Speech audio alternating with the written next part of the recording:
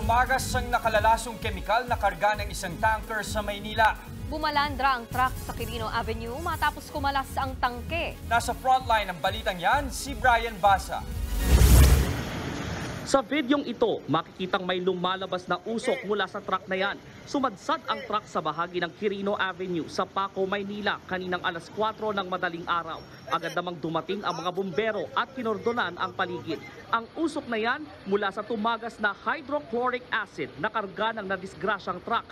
Kumalat din sa kalsada ang nasa 15 toneladang kemikal. Pansamantalang isinara sa mga motorista ang Quirino Avenue kaya nagdulot ito ng pagbagal sa daloy ng trapiko. Binugahan ng tubig ang kalsada para maalis ang kumalat na kemikal. Inanoan po ng unang palunas na buga ng tubig kasi nga po yung chemical is nakakasira ng amoy sa mga motorista, nakakadistract. Ayon sa driver ng truck, galing siyang Canlubang, Laguna at pauwi na sana sa Balagtas, Bulacan para gumarahe. Pagdaan niya sa stoplight, bigla raw kumalas ang truck sa karga nitong tangke. Naligo ko dyan, parang may lumagotok. Pagbagsak sir, saka nabali yung main valve kaya tumapon yung laman.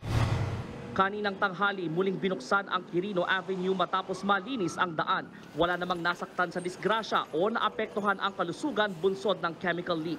Patuloy pa ang pagsisiyasat para matukoy kung may pananagutan ang driver at ang may-ari ng truck. Nagbabalita mula sa Frontline, Brian Basa, News 5. Mga kapatid, Jess De Los Santos po. Iba na ang may alam at may pakialam sa panahon ngayon.